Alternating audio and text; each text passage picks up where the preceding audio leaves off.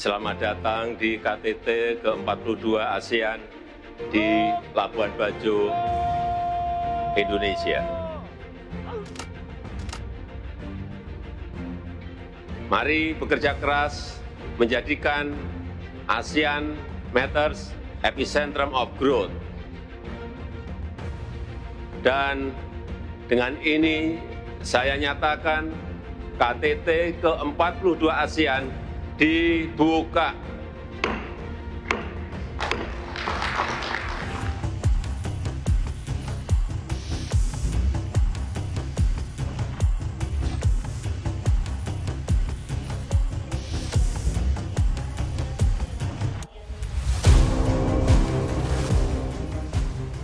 Dalam terpaan krisis dan ketidakpastian global yang berdampak besar terhadap negara-negara kawasan Asia Tenggara, Indonesia kembali mengemban tanggung jawab keketuaan ASEAN 2023 yang diserahkan oleh Kamboja pada akhir 2022.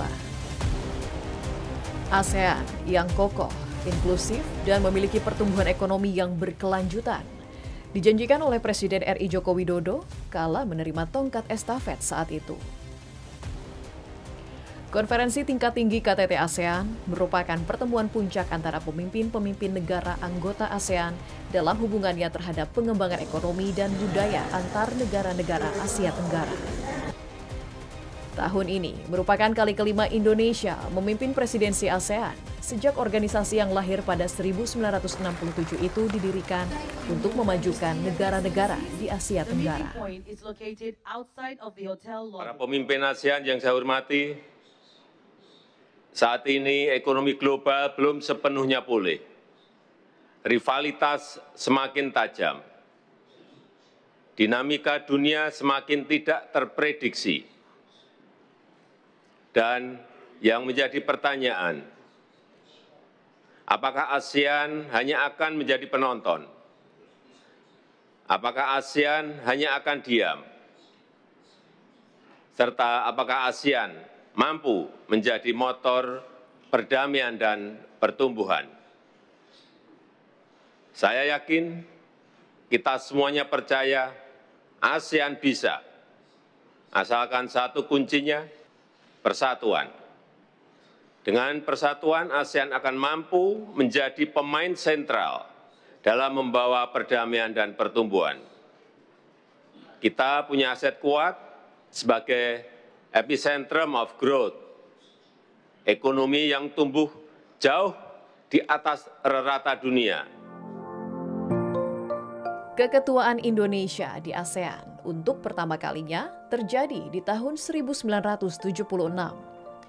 Berlanjut di tahun 1996, kemudian di tahun 2003, lalu presidensi keempat Indonesia digelar 8 tahun setelahnya, tepatnya di 2011. Hingga akhirnya Indonesia kembali memegang tongkat kendali ASEAN pada 2023. Bukan tidak mungkin bila di setiap pertemuannya terdapat lika-liku yang penuh tantangan. Saat ini yang menjadi perhatian kita adalah bagaimana menyikapi berbagai global shocks yang timbul akibat persaingan geopolitik dan perkembangan seperti perang Ukraina. Ini berdampak langsung pada daya beli masyarakat, jadi harus diadres. Jadi di Asia Tenggara kita di ASEAN mengupayakan kerjasama yang lebih erat, kita punya data yang lebih kuat, sehingga memastikan bahwa tidak adanya kerawanan pangan minimal bukan karena kekurangan informasi. Nah, untuk diingat, kawasan Asia Tenggara ini adalah salah satu titik terang pertumbuhan ekonomi dunia hari ini, dan itu bisa terjadi walaupun tingkat investasi di kawasan termasuk yang paling rendah dibanding kawasan-kawasan lain dunia. Jadi agenda investasi ini juga penting sekali kita kelola. Beberapa isu pada KTT ASEAN 2022 di Kamboja lalu kembali mengemuka dalam presidensi Indonesia tahun ini. Seperti penyiapan peta jalan bagi Timor Leste yang pada tahun lalu telah ditetapkan sebagai anggota baru ASEAN, kerjasama ekonomi, dan perluasan perdagangan intra-ASEAN. Krisis di Myanmar juga membuat Indonesia harus segera mengambil aksi dalam KTT ASEAN tahun ini. Sebagai ketua, Indonesia berhak memilih agenda strategis guna mengukuhkan pilar masyarakat ASEAN. Saya melihat bahwa Indonesia itu pada dasarnya berusaha mempertahankan marwahnya ASEAN yang bergeraknya itu sebagai satu komunitas, bukan lagi sendiri-sendiri, tetapi lebih erat berjalan bersama. Pak Joko Widodo sebagai Presiden Indonesia mengutarakan pentingnya persatuan ASEAN. Sebenarnya di situ underlying message-nya atau pesan tersembunyinya adalah karena ada negara-negara ASEAN yang mulai jalan sendiri-sendiri, mencoba mengoptimalkan keuntungan dari ketidakpastian yang ada di tingkat global tadi langsung dengan negara-negara besar. Jadi tidak melalui mekanisme ASEAN. Dan ini yang Indonesia upayakan jangan sampai ini terus-menerus. Memang intinya Indonesia juga harus ekstra ya, tidak bisa lagi sekedar lewat forum formal di ASEAN, tapi skema-skema komunikasi informal berarti harus ditingkatkan intensitasnya. Sebagai kawasan ekonomi terbesar kelima dunia yang didukung dengan jumlah populasi terbesar ketiga dunia, kawasan ASEAN mempunyai modal yang cukup mumpuni untuk menjadi pusat pertumbuhan ekonomi dunia dengan produk domestik bruto PDB mencapai 3,36 triliun dolar Amerika Serikat pada 2021. Bahkan dari capaian tersebut, Indonesia menyumbang lebih dari 1 triliun dolar Amerika Serikat di dalamnya. Dan yang penting juga di tahun ini adalah soal prinsip inklusif. Inklusif itu menjamin tadi free, unconditional free. Jadi kita di ASEAN itu dengan siapa saja menjalin hubungan dagang ekonomi, mau dengan Amerika, mau dengan China, itu siapa saja. Di Indo-Pasifik juga mengadopsi prinsip itu, atau yang disebut dengan ASEAN Outlook on Indo-Pasifik. Dalam gelaran konferensi tingkat tinggi ke-42 ASEAN, Labuan Bajo dipilih sebagai lokasi pertemuan para kepala negara ASEAN. Wilayah yang juga didapuk sebagai destinasi super prioritas ini telah berbenah untuk menyambut ratusan delegasi dari 10 negara ASEAN serta Timor Leste yang turut bergabung di tahun ini.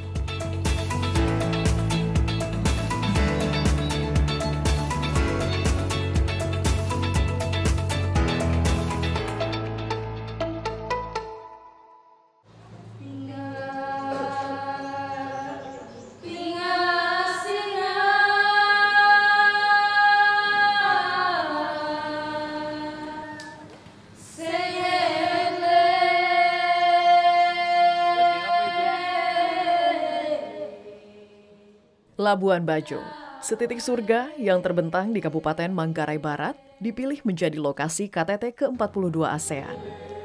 Wilayah yang menjadi salah satu dari 5 destinasi wisata super prioritas di Indonesia itu berbenah, seraya menyambut ribuan orang yang akan hadir dalam perhelatan internasional.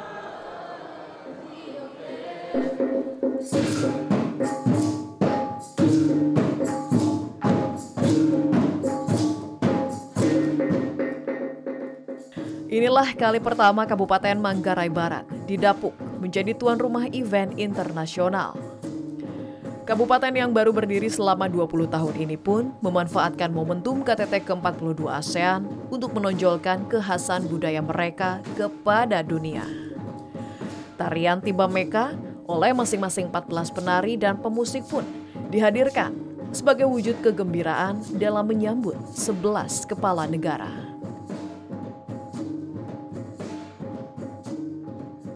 Saya kira ini berkat, ya, berkat sekaligus kenang-kenangannya Pak Joko Widodo sebelum dia mengakhiri masa jabatannya.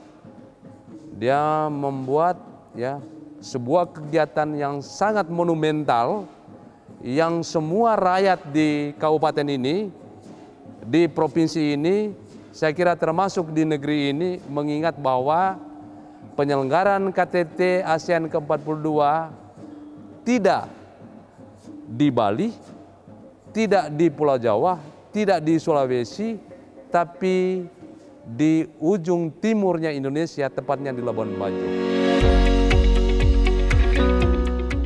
Keberhasilan KTT ASEAN pun tak lepas dari berbagai dukungan, termasuk kebutuhan kendaraan listrik yang digunakan para delegasi sepanjang perhelatan KTT. Hal tersebut menjadi wujud komitmen Indonesia yang mampu mengimplementasikan dan mengakselerasi penggunaan kendaraan listrik dalam mengembangkan ekosistemnya di ASEAN. Dari sektor telekomunikasi, Kementerian Komunikasi dan Informatika Republik Indonesia memaksimalkan 1.638 BTS berkecepatan 4G dan 5G, serta internet berkecepatan tinggi melalui fiber optik yang tersedia di media center, guna memaksimalkan distribusi informasi KTT ke-42 ASEAN yang melibatkan lebih dari 400 jurnalis, baik lokal, nasional, dan internasional. Ini adalah momentum yang sangat baik kita adakan KTT ASEAN di Labuan Bajo itu untuk memarketingi Labuan Bajo supaya semua dunia tahu di Indonesia ada yang namanya Labuan Bajo di Nusa Tenggara Timur. Tidak sekadar sektor pariwisata, berbagai sektor ekonomi di Labuan Bajo pun bak tertimpa durian runtuh. Sangat besar dampak ekonominya. Hari-hari menuju pada hari H penyelenggaraan KTT ASEAN itu, dampak ekonomi luar biasa. Hotel, restoran, koteks, kos-kosan, semuanya penuh. Warung-warung makan, usaha ekonomi kreatif rakyat kami, semuanya luar biasa. Banyak tamu yang datang makan minum di situ. Mobil kami, rental mobil kami, kemudian juga ojek, semuanya sangat laku. Demikian juga kain tenun kami atau karya intelektual orang tua kami terbeli dengan baik. Jadi semuanya berdampak bagi ekonomi rakyat NTT, dan para ahli memperkirakan sekitar 5 triliun rupiah uang yang beredar itu tentu saja memberi dampak ekonomi rakyat. Tidak hanya mempercantik Labuan Bajo, dalam menyukseskan gelaran internasional yang turut dihadiri oleh 585 delegasi itu, pemerintah pun memperluas pembangunan hingga ke Golomori. Peningkatan aksesibilitas dan konektivitas dari Labuan Bajo menuju Golomori pun dilakukan dengan menggunakan anggaran sebesar 481 miliar rupiah demi memberikan keselamatan, kenyamanan, dan keamanan bagi pengguna jalan. Layaknya pembuka jalan bagi pertumbuhan ekonomi, pembangunan akses di wilayah yang dikenal sebagai serpihan surga ini dicanangkan menjadi kawasan ekonomi khusus dan magnet investasi di wilayah Manggarai Barat. Saya tahun 2012 ya ke sana tuh pakai motor 5 jam jauhnya, dan itu gelap gulita dan nggak jelas gitu mau kemana. Tapi dengan adanya sekarang, dengan adanya Pak Presiden Jokowi untuk membangunkan akses ke sana, itu desa terujung yang ada di selatan bisa diakses dengan mudah. Yang tadinya 5 jam, sekarang hanya 15 menit kalau kita ngebut gitu udah sampai ke sana, dan kemudian tentunya akan memudahkan logistik mereka. Nah, tidak hanya itu, sepanjang perjalanan ke arah Golomori itu kita melewati beberapa desa juga. Ada desa Warloka, kemudian ada desa Soknar, ada Lenteng, yang itu juga lokasi-lokasi yang membutuhkan akses logistik yang sangat baik, sehingga tentunya ke depan tidak hanya mereka akan terekspos dengan harga logistik yang lebih murah, tapi juga akan mereka menjadi destinasi wisata, kemudian mereka juga akan lebih berkembang karena akhirnya fasilitas bisa dibangun dengan lebih banyak di arah sana. Konferensi tingkat tinggi KTT ASEAN ke-42 pun tidak hanya membuat Labuan Bajo menjadi destinasi untuk berpelesiran, tetapi juga menjadi destinasi meeting, incentive, conference, exhibition, MICE berkelas dunia. Menteri Pariwisata dan Ekonomi Kreatif Sandiaga Uno melihat tren positif sektor pariwisata dan ekonomi kreatif terhadap masyarakat lokal merupakan buah hasil dari penyelenggaraan KTT ASEAN di Labuan Bajo. Dengan peningkatan kunjungan wisatawan hingga 20% atau dapat menyentuh capaian target jumlah kunjungan Wisman sebesar 8,5 juta di tahun 2023.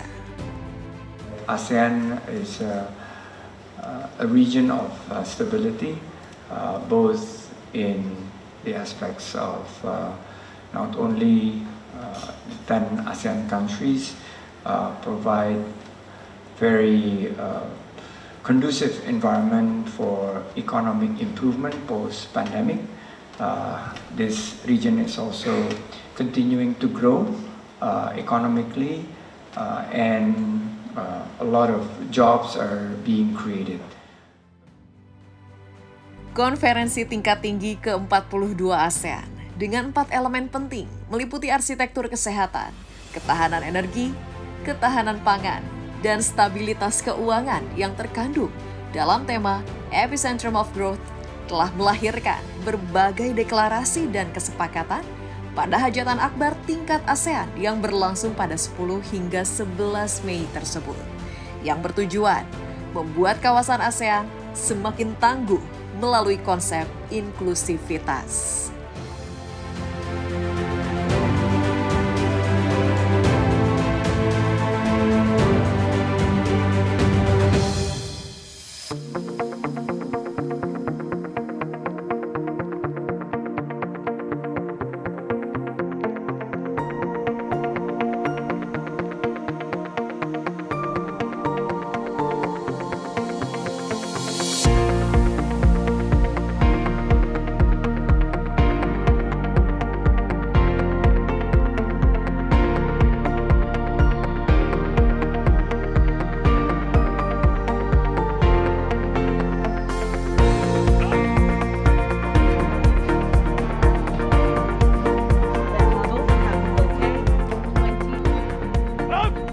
Setibanya di Hotel Meruorah, Labuan Bajo, 7 pemimpin negara ASEAN pun disambut sumeringah oleh Presiden Joko Widodo sesaat sebelum pertemuan tingkat tinggi ke-42 ASEAN dimulai.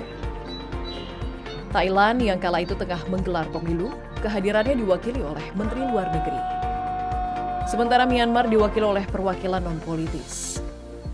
KTT kali ini pun untuk pertama kalinya diikuti oleh negara Timor Leste yang saat KTT ASEAN 2022 lalu telah ditetapkan secara prinsip menjadi anggota ASEAN. Dengan ini saya nyatakan KTT ke-42 ASEAN dibuka.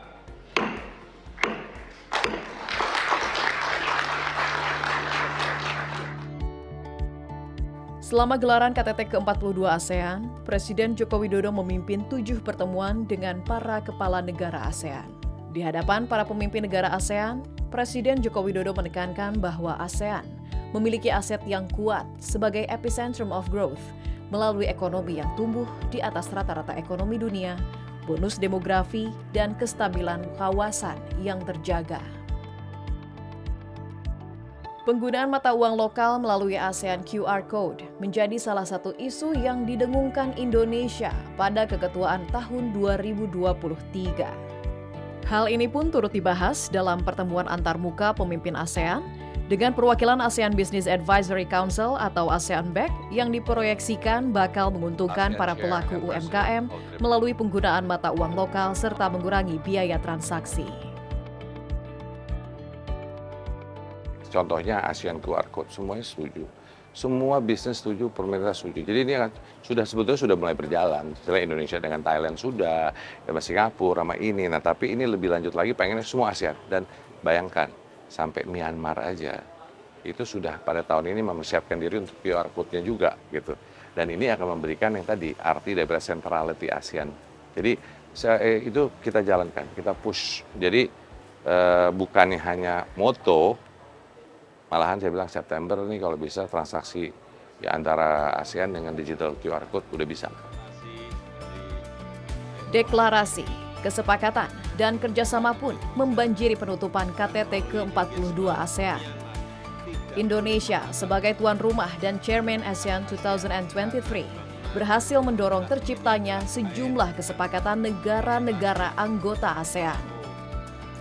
1 dari 6 deklarasi yang disetujui para kepala negara ASEAN adalah konektivitas pembayaran kawasan dan promosi transaksi mata uang lokal yang berkontribusi besar terhadap visi ASEAN dalam mewujudkan integrasi ekonomi kawasan.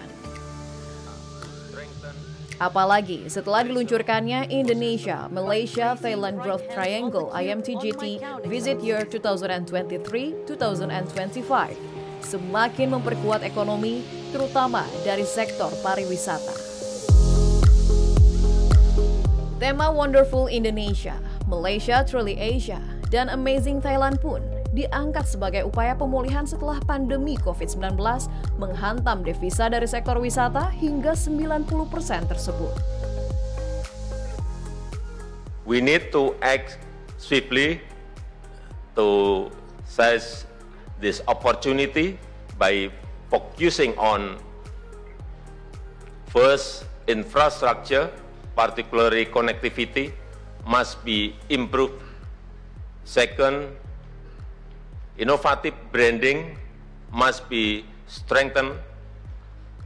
Third, the development of digital tourism to enhance tourism services. Bahkan, hubungan Indonesia dengan sejumlah negara ASEAN pun semakin rekat. Berkat kerjasama di bidang ekonomi maupun isu sosial yang dijajaki dalam pertemuan bilateral. Dengan Kamboja, Indonesia ingin terlibat dalam pembangunan proyek infrastruktur di sana. Khusus Laos, Indonesia mengupayakan kerjasama antar BUMN, antara lain kerjasama perusahaan listrik negara, pengadaan pesawat dari PT DI untuk Angkatan Udara Laos, dan pengadaan kereta api dari PT Inka untuk Petrotrade Laos Public Company. Sementara itu pembahasan mengenai upaya pemenuhan target perdagangan sebesar 15 miliar dolar Amerika Serikat pada 2028 juga dibahas oleh kepala negara dengan Vietnam.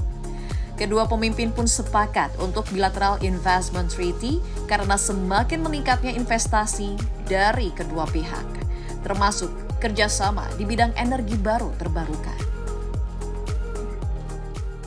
Kedua pemimpin juga sepakat untuk meningkatkan kerjasama di bidang energi baru dan terbarukan. Mengenai penandatanganan atau selesainya perundingan EEZ antara Indonesia dan Vietnam yang sudah ditandatangani, kedua pemimpin sepakat agar implementing arrangement dan proses ratifikasi dapat segera diselesaikan. Sebenarnya status Myanmar tetap menjadi anggota ASEAN ya. Ada atau tidak ada kehadiran mereka di KTT atau pertemuan tingkat menteri tidak menjadikan mereka tidak terikat dalam kesepakatan ASEAN. Setelah melalui padatnya agenda dan beratnya isu yang dibahas, Presiden Joko Widodo mengajak para kepala negara dan pendamping menikmati keindahan alam Labuan Bajo dari kapal pinisi. Suasana pun semakin dramatis saat laut yang terhampar memantulkan warna langit yang sanggup menghipnotis setiap orang dengan sihir senjanya. Pelayaran pun menjadi potret bagi blok Asia Tenggara mencapai satu tujuan, menjadikan ASEAN epicentrum of growth dan kawasan damai, stabil, juga sejahtera.